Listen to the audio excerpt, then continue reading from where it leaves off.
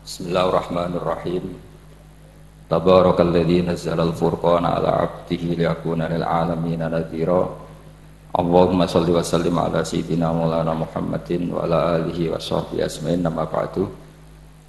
Yang sangat saya hormati semua pengurus wilayah Nahdlatul Ulama Jawa Tengah, wabil khusus Kiai Haji Ubaidillah Sodaqoh, teman saya juga guru saya, putra guru saya Kiai Haji Abdul Ghafur Maimun. Saya mau cerita sedikit tentang sanad. Jadi buyut saya kandung itu namanya itu Hafsah. Jadi buyut saya kandung itu namanya Hafsah. Itu lahir di Damaran. Damaran itu belakang imaman Masjid Kudus. Hanya sekitar 30 meter dari imaman Masjid Kudus. Itu punya bapak namanya Maksum, punya bapak namanya Soleh. Soleh itu bin Kiai Haji Asnawi Sepuh. Nah, yang Mbah Soleh saya itu, saya generasi ke-7 dari Mbah Soleh itu. Jadi pas ke-7. Kalau ke-8 itu sudah kata orang-orang kaya gitu. Kenapa kamu miskin? Generasi ke-8 katanya. Jadi Mbah Soleh Darat itu orang Jepara, orang Mayong. Itu dulu ngajinya diantaranya di buyut saya di Mbah Soleh bin Raden Asnawi Sepuh. Raden Asnawi Sepuh itu cucu dari Mbah Mutamakin. Itu kesanatan saya. Jadi saya punya naskah banyak. Tadi Gus Nurul tak kasih tahu. Ini diantara contoh naskah Mbah Soleh Darat. Saya punya banyak, mulai Hikam sampai Jawahirut Tauhid. Terus beberapa tulisan-tulisan beliau itu masih di lemari buyut saya di Pondok Damaran.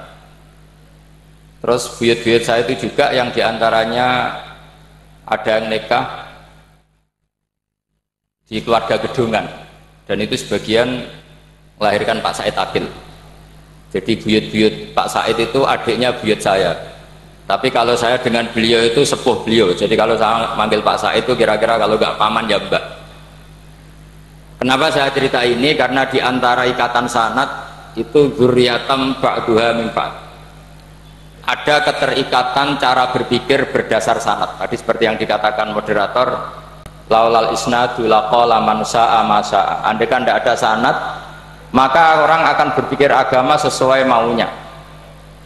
Dan itu bahaya sekali.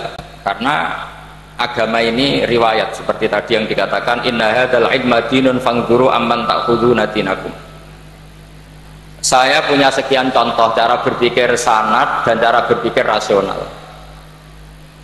Di akhir Ihya itu ada cerita tentang rojak. Dan ini pasti di luar dugaan sampai. Karena sanad itu cara berpikir itu ya ikut saja. Yaitu ada 2 orang ahli neraka dipanggil Allah. Dipanggil Allah dalam keadaan di borgol, ditanya sama Allah, enak di neraka? Jawabannya pemuda itu ya, wah Gusti ya, di neraka kok enak? Ya jelas gak enak. Ya sudah, kamu kembali lagi ke neraka. Dugaan kita kan pasti anak ini gak mau. Ternyata enggak, dia lari sekenceng-kencengnya menuju neraka. Semangatnya Masya Allah. Makanya ini sekaligus ijazah, kalau disuruh masuk neraka yang apa? Semangat. Oh itu Tuhan akhirnya tanya, loh kamu tak suruh ke neraka kok semangat? Gusti saya ini sudah kapok. Ketika di dunia kalau jenengan nyuruh sholat saya lelet, jenengan menyuruh kebaikan saya lelet. Sebagai bentuk kapok saya, dengan menyuruh saya ke neraka saya semangat supaya saya nurut.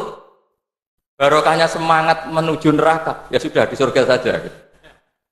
Ya, makanya ini nanti kalau kamu disuruh masuk neraka yang apa? Semangat. Karena kita di dunia itu ada di akhir Ihya.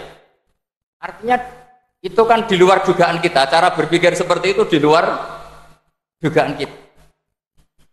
Akhirnya dia jadi ahli jannah. Cerita kedua ya masih di bab yang sama. Yang satu disuruh enak di neraka, ya enggak Gusti. Sudah kembali lagi ke neraka. Si orang ini tolah itu. Terus ditanya sama Allah, kenapa tolah? Ya Allah, ketika engkau memanggil kami ke surga, saya tidak pernah ngira kalau akan engkau kembalikan lagi ke neraka. Ya sudah, kamu di surga saya karena husnudzon sama saya. Ini berarti ada 2 sanad. Lucunya sama-sama benar. Yang semangat ya benar, yang lelet juga benar. Maka kamu punya dua pilihan. Nanti kalau disuruh masuk neraka, bisa semangat, bisa apa? Leleh. Dan semuanya nanti di surga. Artinya begini, sanad itu apa ya? Enggak yang kita duga. Makanya saya mohon siapapun yang mencintai agama ini harus banyak baca. Jangan nuruti emosi, kemudian emosi itu di atas namakan agama. Di Sahih Muslim itu ada cerita, ini termasuk hadis pegangan kan Sahih Bukhari Muslim. Itu ada cerita seorang sujud sama Allah itu kan banget baiknya, sangat baik. Kemudian yang sujud ini diinjek oleh pemuda yang nakal, diinjek. Ketika diinjek, yang sujud spontan ngomong begini, fawallahi la yaghfiru Allahu laka, demi Allah, Allah tidak akan maafkan kamu. Di luar dugaan, tentu kalau nggak ada sanad, omongan ini normal karena nginjek orang apa? Sujud. Tapi di luar dugaan, Allah mewahyukan ke Nabi di zaman itu, disuruh bilang sama orang yang sujud itu, Allah ngendikan, manggalladzi yata'alla alayya alla aghfira li fulan faqad ghafartu lahu wa ahbattu amalah. Siapa yang mencatut nama saya bahwa saya tidak bisa memaafkan orang yang nginjek, Allah tersinggung karena namanya dicabut. Saya ini Tuhan bisa menyiksa dan bisa mengampuni. Kenapa sifat saya jadi satu hanya menyiksa? Sifat ampunan saya di mana? Itu kalau nggak sanad nggak bisa. Saya ulang lagi, Allah itu apa? Zat yang bisa yaghfiru liman yasha wa yu'adzibu may yasha. Tapi orang yang sujud ini hanya mensifati Allah satu, yaitu Allah pasti menyiksa. Dan Allah tersinggung. Bagaimana mungkin saya Tuhan hanya berstatus bisa menyiksa, tidak bisa mengampuni? Akhirnya orang ini disalahkan, malah yang sujud tadi bilang ke orang itu, sujudnya saya hapus pahalanya, dan yang nginjek saya hapus dosa.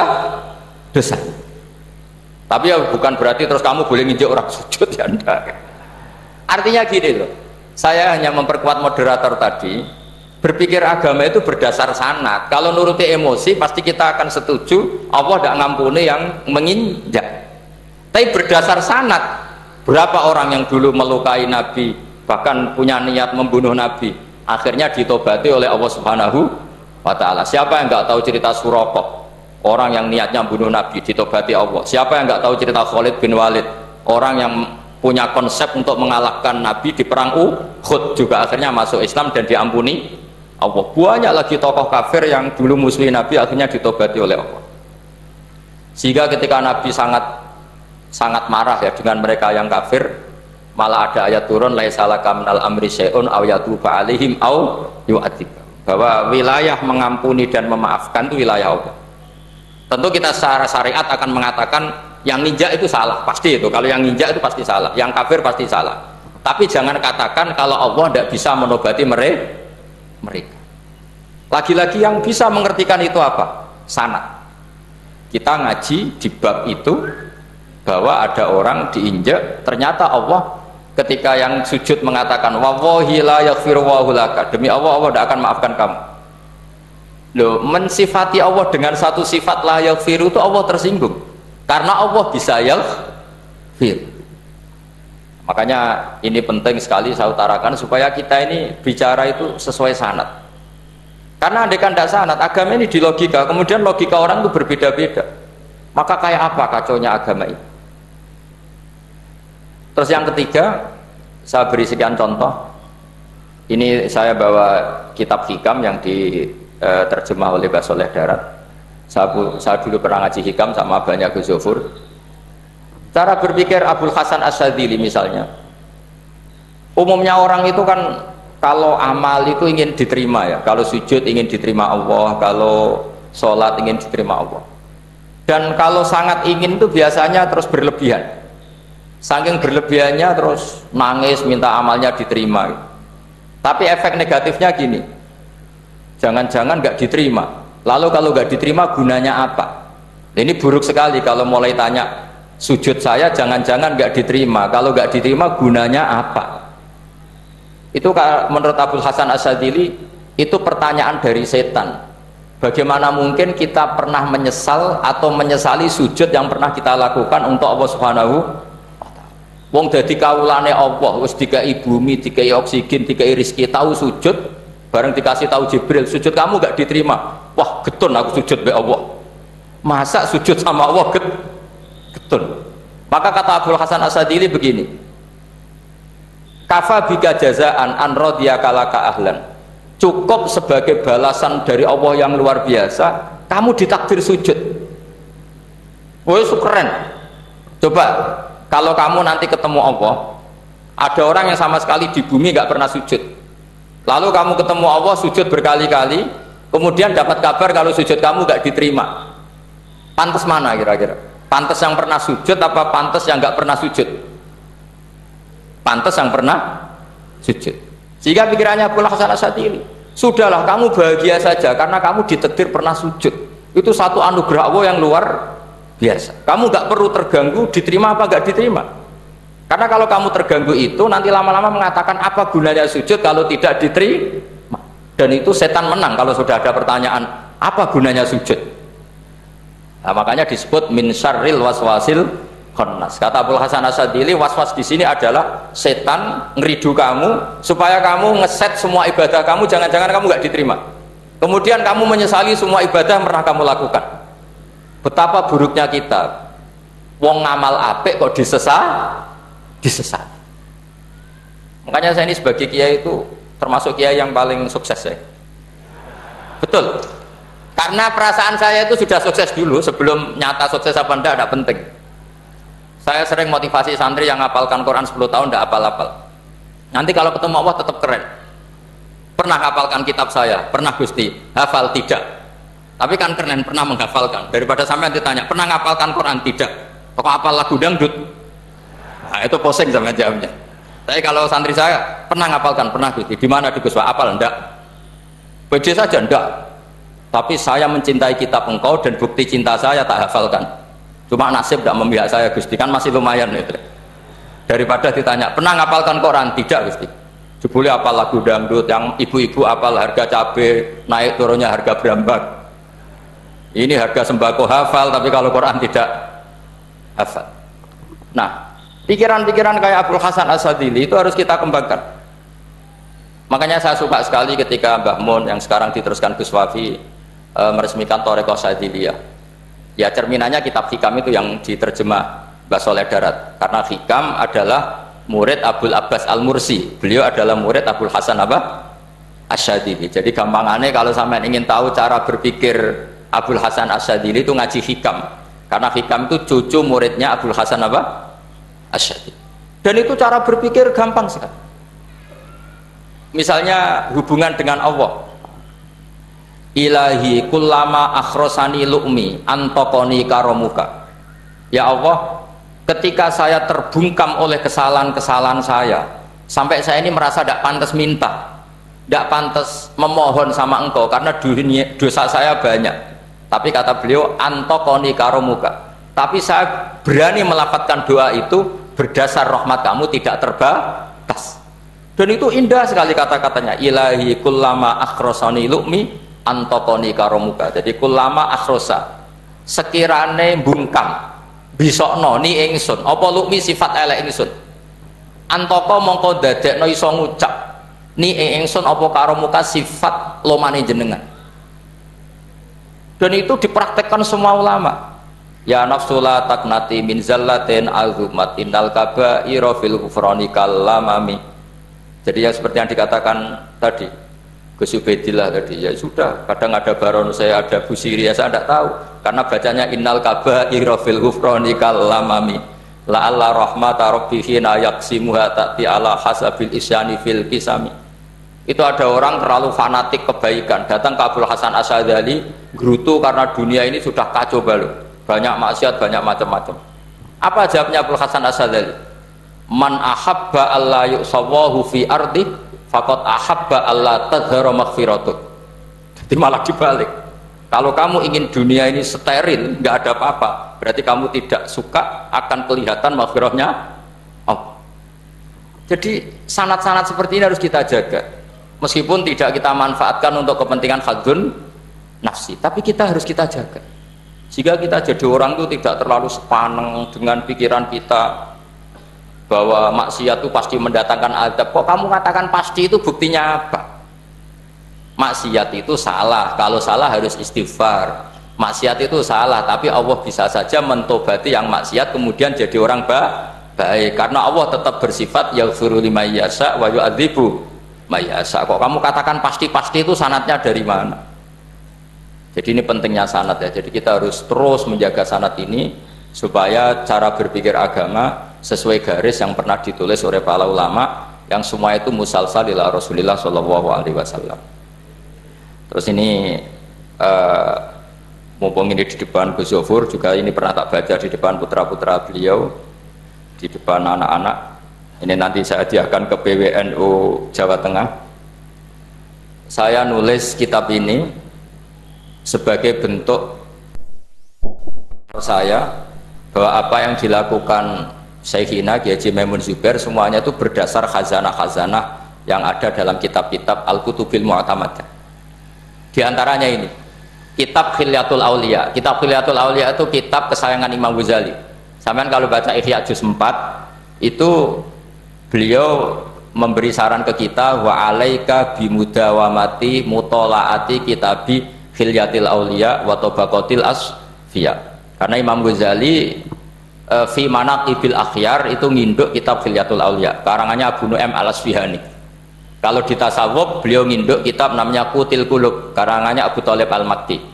Kalau di fikih tentu beliau nginduk gurunya sendiri Imamul Haramain, yaitu Nihayatul Matlab fi Dirayatil Madhab. Ini saya beri contoh kenapa Mbah Mun, Kiai Ubaidillah, semua tokoh-tokoh NU cara perilaku itu santai, rileks tapi terarah. Ini saya beri contoh, ini riwayat dari Sufyan bin Uyainah, termasuk gurunya Imam Syafi'i. Ini halaman Amit sekretari